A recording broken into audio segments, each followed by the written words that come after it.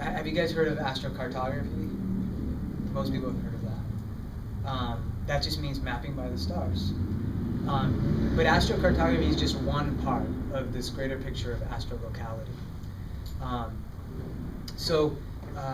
Back in 2008, I took a few intensive courses with a Western and Vedic astrologer and classical astrologer, Moses Sirigar, who focuses on relocation work a lot of the time.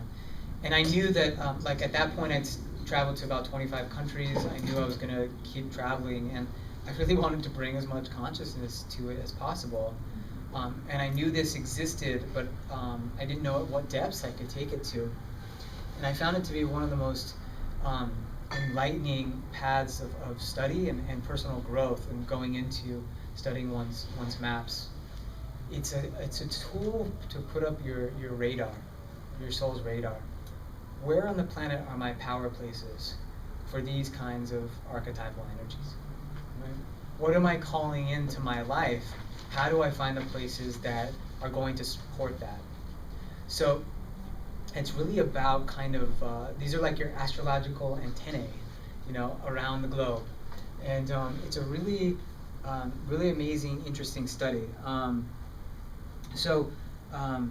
And I really feel that the transits of this next decade, or the decade we're in, the 2010s, are a real invitation for us to really explore this and to integrate it into our lives. And I'll go into that in a little bit.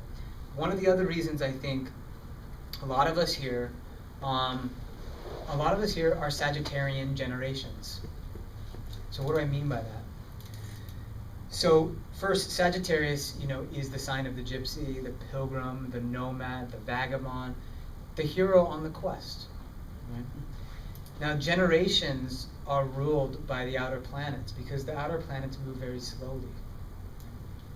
So we have Uranus in Sagittarius, Neptune in Sagittarius, and Pluto in Sagittarius during a lot of the last 25, 30 years.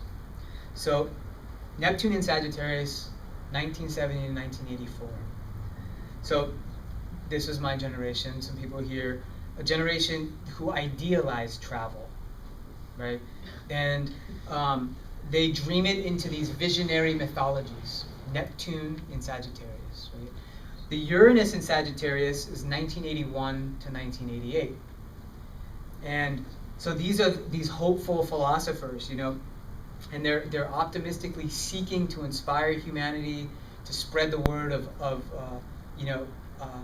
kind of unity and the liberated human experience, and cultural exchange, right? Honest, equal cultural exchange. The Pluto and Sag generation was born in 1995, and then Pluto stepped out of Sag in 2008.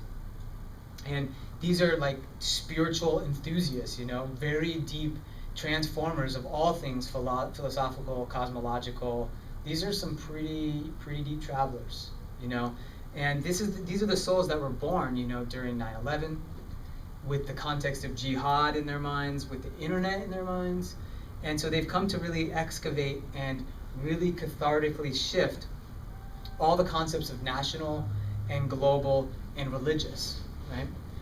Why is this important? Because this Sagittarian ethos is all about like the travels around the world and the kinds of philosophies and ethics that we develop through that experience. And that's why I feel like these generations are the pioneers in the integration of this language of relocation astrology. Because this is another level of intentional, conscious interaction with the world at large.